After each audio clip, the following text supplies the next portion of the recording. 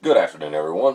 Yeah, I'm back. We're going to do the purple trim and go from there. So after that, I'll do probably some black details and whatnot. Um, just double checking some stuff. All right, well, shake your paint. Always shake the paint.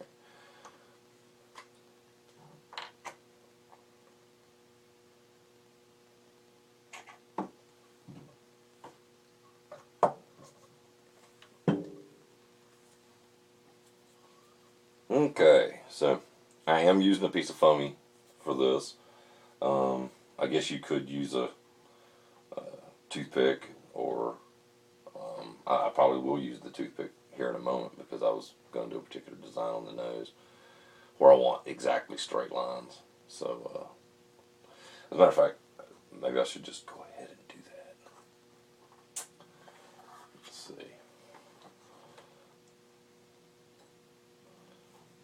Work on the nose first. Where it's round, I don't know why. It just seems like it's one of the harder places for me.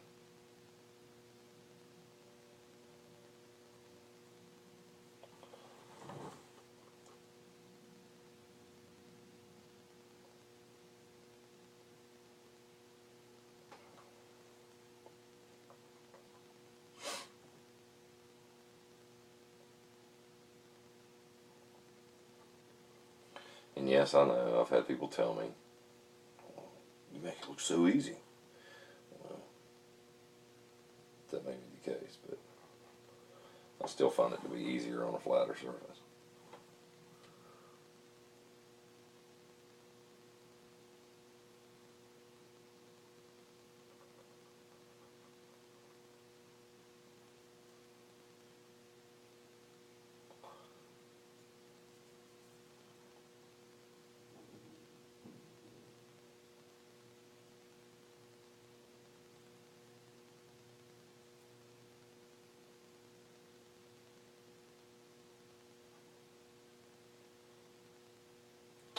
Yeah, I was even thinking last night, maybe I should just go ahead and play my normal music while I'm doing this. But then I thought, no, you can't do that. Not on YouTube. Because, I do listen to, I guess, what you would call licensed bands. So, the instant I wanted to, if I just wanted to listen to what I've, so to speak, already paid for on iTunes, while I'm doing this, that's completely fine. However, by YouTube standards, I can't play it and then broadcast a video for you guys. Yeah, licensing agreements. I guess I am kind of familiar with licensing agreements, though. Of a different nature, but I am familiar with them.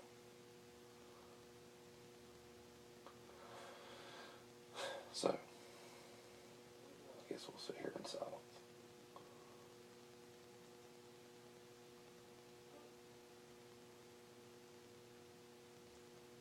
I say that because I realize that nobody really cares whether or not I dig dogs or cares to hear my political diatribe.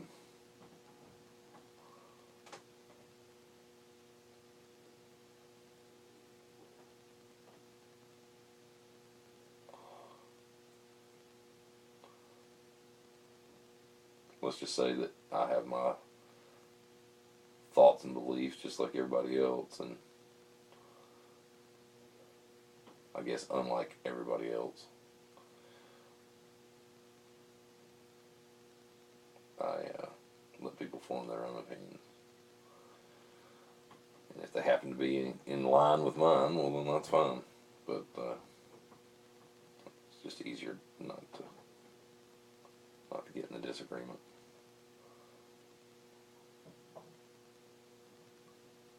Well,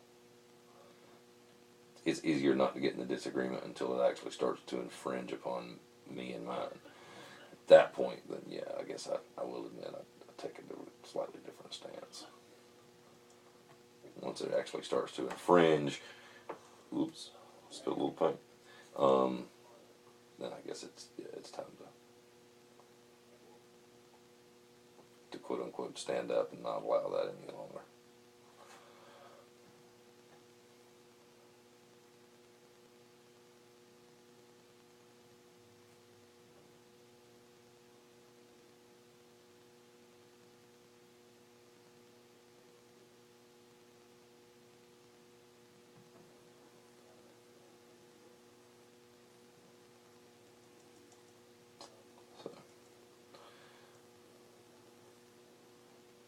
And I have to say, too, that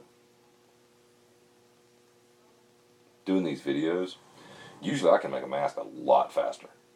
But, or maybe it just seems a lot faster to me because I'm usually making more than one at the same time, which is what I'm doing now. But I'm not filming every one of them. So it's like, you get a little busy on one, you don't get back to it. You wind up not touching one but about once a day because you're working on multiple projects at the same time. I mean, that's only smart, so that you're actually still working on something while this other something is drying. Because otherwise, you'd have a lot of downtime just because you're waiting on something to dry. At least doing what I do, it would be that way.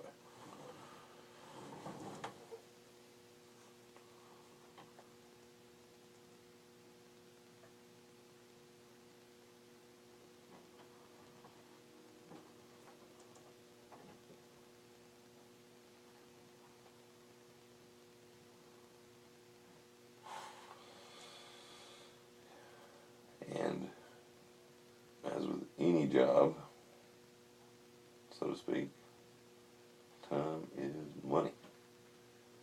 So utilize it.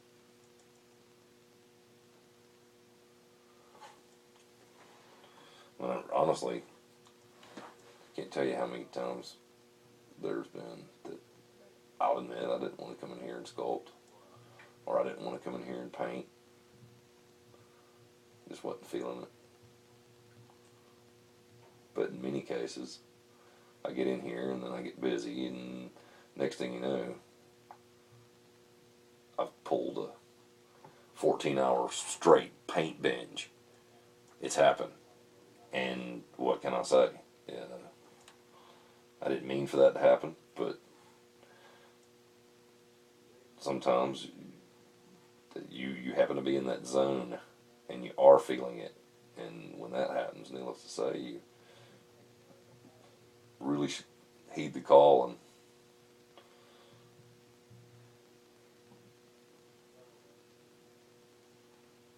I don't really know why I do that to myself.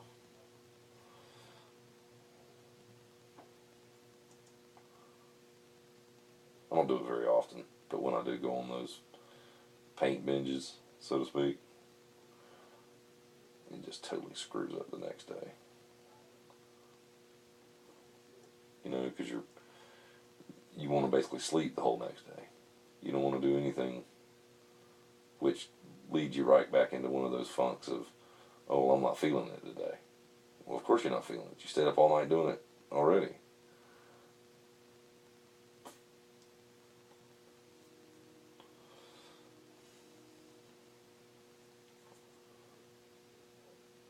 But I'll admit,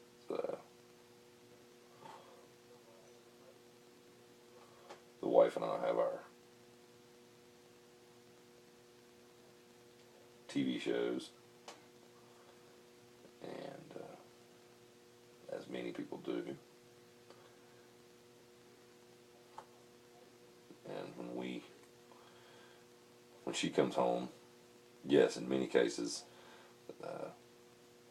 it's cook supper, do this, do that, and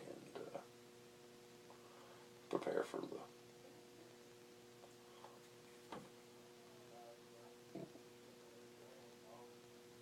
whatever suiting our viewing pleasure at the time.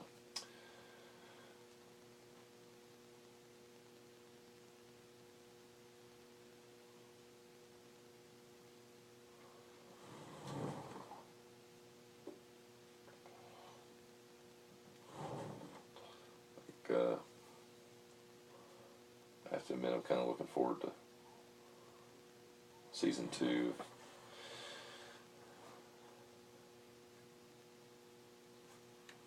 Daredevil on Netflix.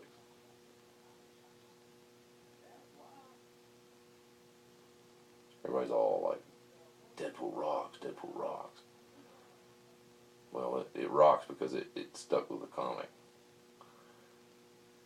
And I have to say that Marvel's doing a very good job with the Daredevil as well. But where it's on Netflix, and I realize a lot of my friends, either that, I guess they don't use Netflix and therefore they're not watching it. But really good show. To me, it's definitely more gritty. It's more like the comic was. Hell's Kitchen and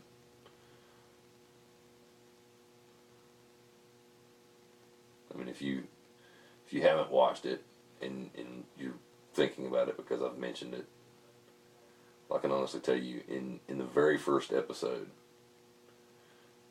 you see him break this cat's, I think it was his arm or his leg.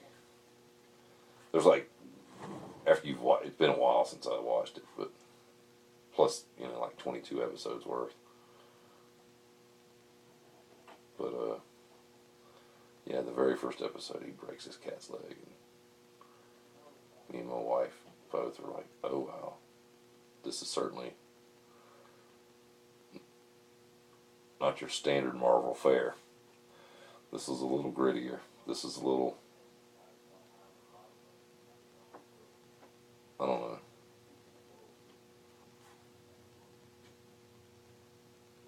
It's much better.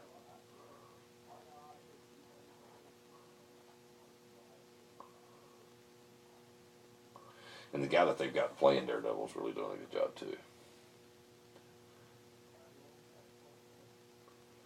And I realize I might get flack for what I'm fixing to say, but I really don't dig Ben Affleck at all. To me, I don't know, I just don't like him.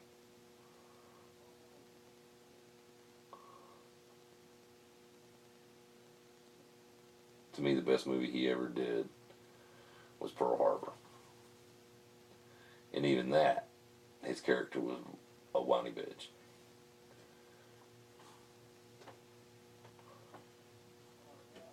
Or maybe that's just my opinion, but his character struck me as being a whiny bitch.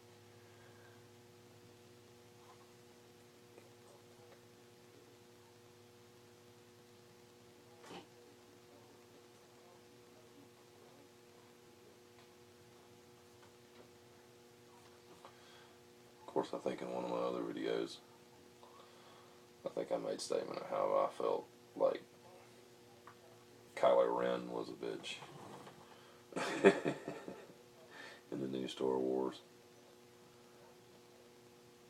But he is. I mean, let's face it. I mean, he did do some things in Episode 7 that Darth Vader could never do. Like, yeah, he stopped a plasma bolt in midair.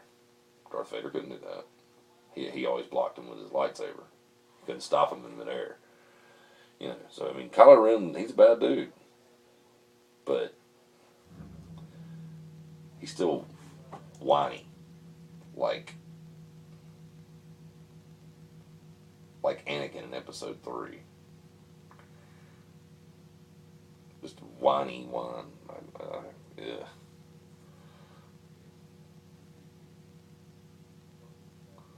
I wish Yoda or Obi-Wan would have just snatched him up and spanked him.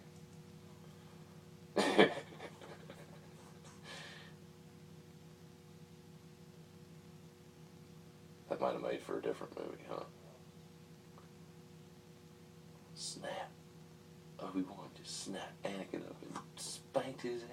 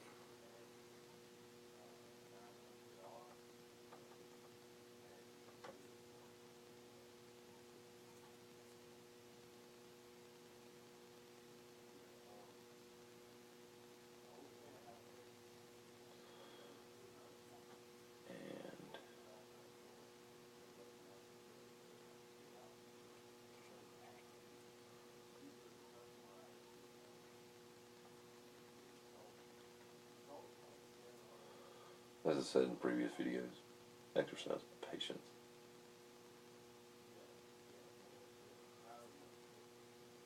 I'm sure it's probably been said many, many, many, many times before, but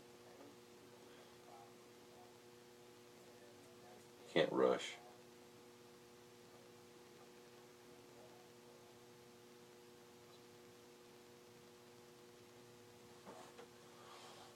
Something that, like this. I didn't want to go so far as to say you can't rush perfection, but as Aristotle once said, we are what we repetitively do. Therefore, excellence is a habit, not an act. So, with that in mind,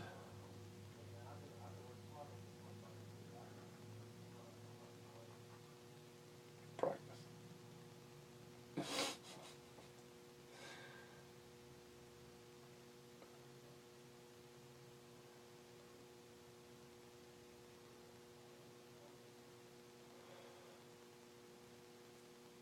By the way, I mentioned that, I think in the intro video, that I use Drop Dead Productions to get some prosthetics from time to time. Well, I've got a project coming up where I just know the client doesn't want to spend a lot of money. I know that they're basically on a shoestring budget. So I know that they're wanting, in essence, this kind of creature. So I was like, well, let me get a few inexpensive pieces together from Drop Dead, and I'll put that together, and at that point I'll just be able to ask this client and say, look, this is what I've got in the way of, so to speak, inexpensive, and in turn they can make up their mind by looking at those choices.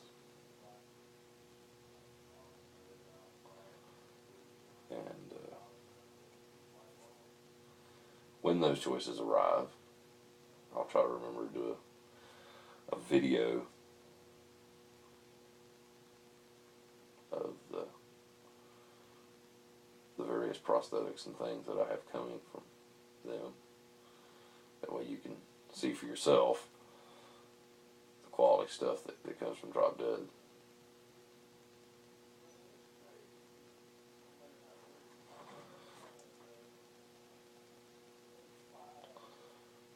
Frankly, I'd like to know where they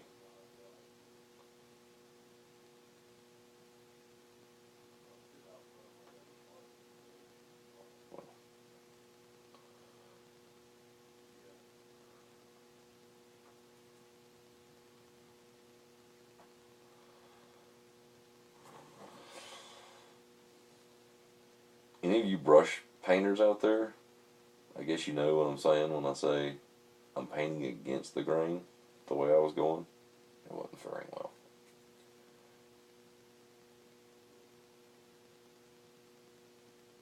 Here I am doing it again.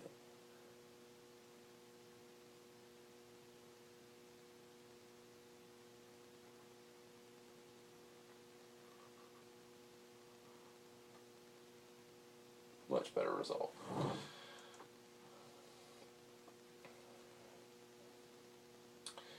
Alright, just for you, Chrissy, I'm going to add just a little bit extra purple. Quite a fair amount, actually. On this right side.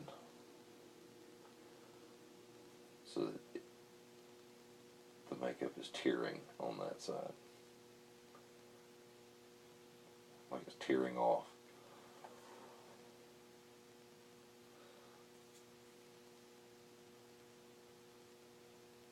Okay.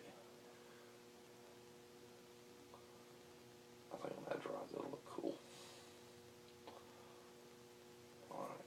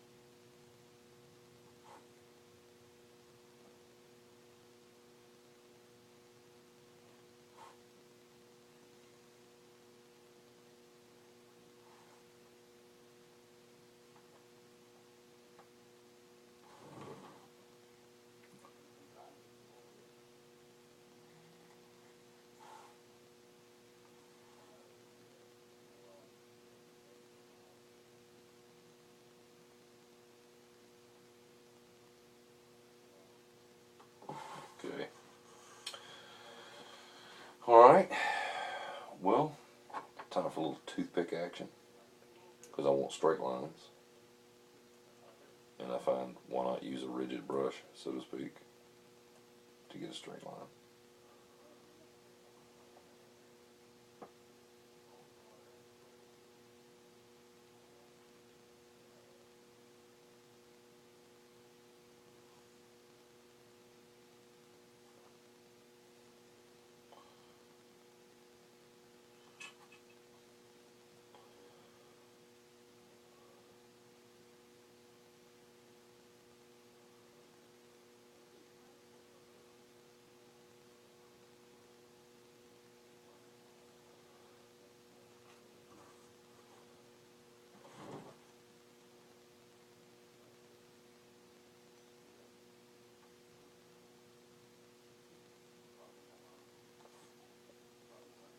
And to explain kind of what I'm doing is kind of a rolling action, because it's obviously like a stiff, really stiff brush.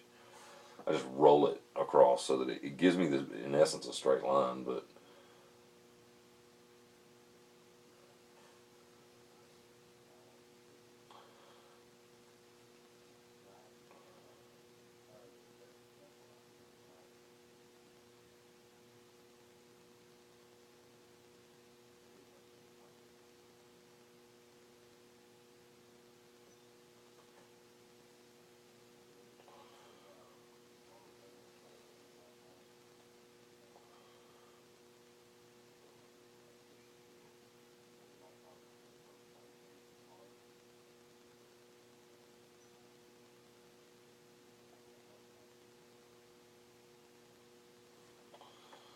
okay. Well, that toothpick is covered. Alright, so, other than some black details and whatnot, we've gotten all of the green trimmed out with a little purple. We've done some X's here on the sides and the trim, and we've done a little bit here in the nose, a little star there. And I added the little, as if the purple has ran a little on that eye, so that he appears to have some level of pity for you just before he kills you. So, Chrissy, I hope that you like that face makeup. So,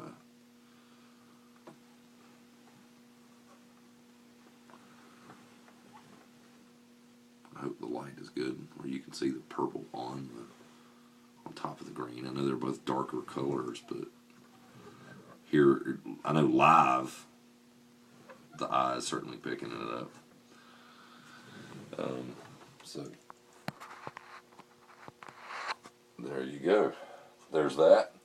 And just like on the last one, where I put on the respirator and didn't do much talking, I'm going to put on the respirator again with a little black in it, and we're going to accentuate some of the little cracks and things on the forehead. You will see me use a Q-tip to, so to speak, clean the tip of the airbrush from time to time, so just in case you're wondering what that is in my hand.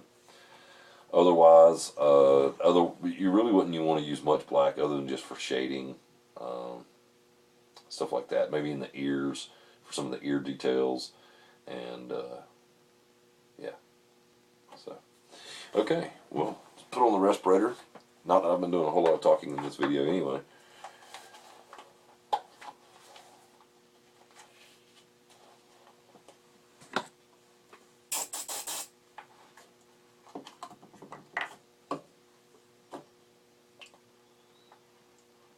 Oof.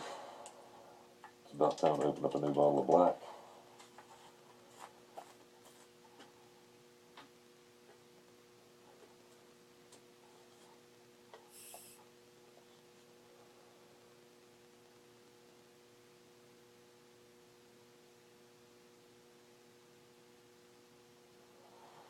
Okay.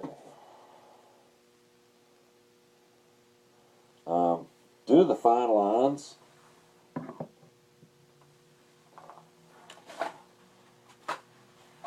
I highly recommend that you get a paper towel, because with a paper towel, you can kind of see what kind of a fine line you have before you ever put it to the mask. And you really don't want to have it too thick. Yeah, see that like that.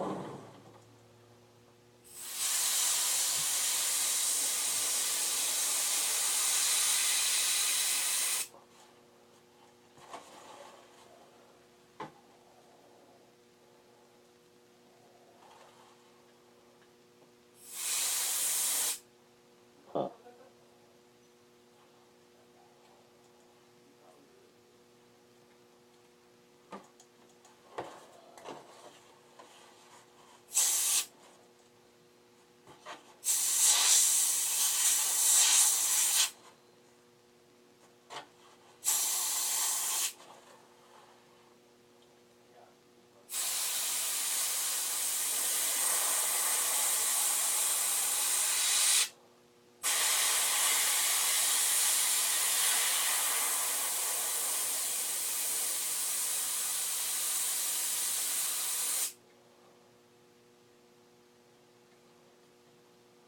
When you're doing really fine work like this, the airbrush will clog up or quit pumping a little more regularly. So you will want to stay on top of it to try to ensure that it never gets super clogged. And I'm sure this is probably the part where most people are like, oh, see, I got a little bulb there. I have to put a little white over that.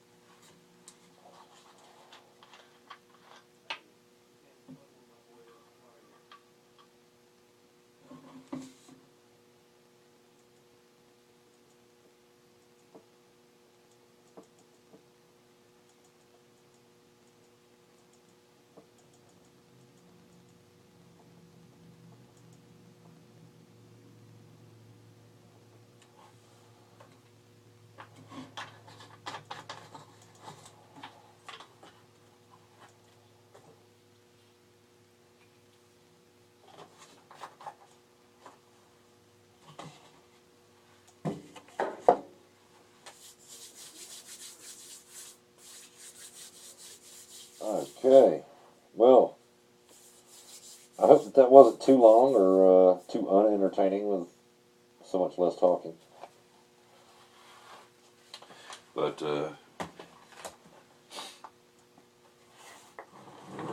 there's the trim, little black details, nothing too drastic. I mean, after all, in the next video we're going to do a lot of the hair work here. However, before I come back to do that, I am going to go ahead and perma-wet everything up to the ear line. And that's the same as putting on a base coat. So that's why I'm telling you about it.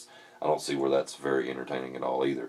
But if you're doing hair work, I'd highly recommend that you do your perma-wet up everything that's going to be below your hairline all the way around. So in this case, it's going to be from the ears down all the way around it. Perma-wet. Okay? And then at that point, I mean, I guess you can go ahead and do the face, of course, too. But then once that's dry, then you start applying the hair where you're going to do it. And then, of course, you're going to do a little touch-up white with the airbrush and then finish up the perma-wet on top, of course, where it's going to be bald and stuff. But that'll, of course, be in the next video. I am going to conclude this video by, of course, adding a little psycho clown blood, so to speak. So you're getting like a free tutorial, so to speak, inside of a tutorial, if that makes any sense. Yeah, any of you that happen to be in the school sector, I know that the clear school glue is a lot more expensive, but it's good and flexible. It does flex enough on a mask that I find that it works pretty well. So I will actually take clear school glue and add clear food coloring to it to get it to the right hue, and it works fantastic for little blood splatter and drips and things that you would want on a mask. So,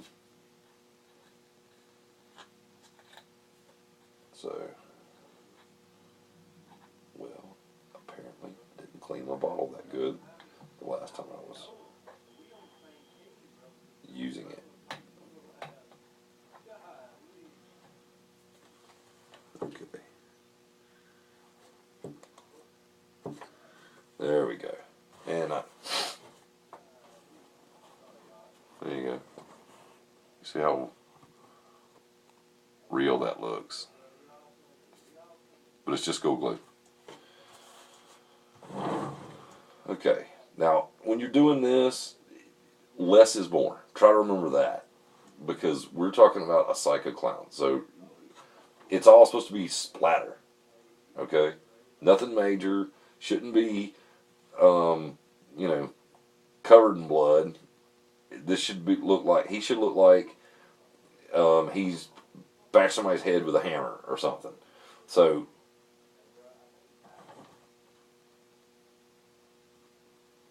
I guess real true forensics would say that if he's right hand dominant, he'd have more up this side of his head. But once it hits, don't touch it. Absolutely let gravity do its thing. Let gravity run it wherever it's going to go. And but otherwise, as I said, less is more. You don't want him slathered in blood.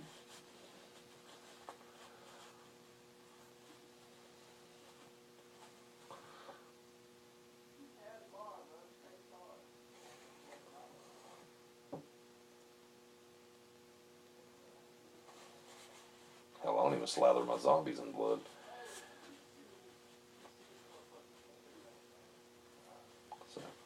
Okay.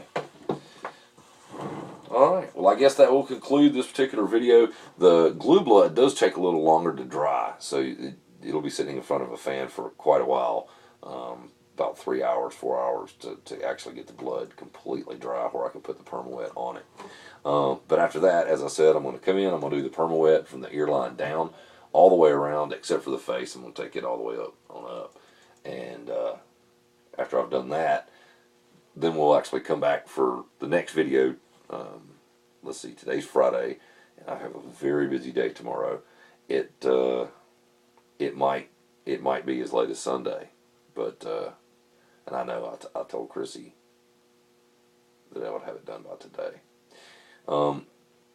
Hopefully, if this dries quick enough, maybe I can start on the hair tonight. But we'll see how that goes. Until the next time, do your thing. Be scary. Hang out with your fangs out.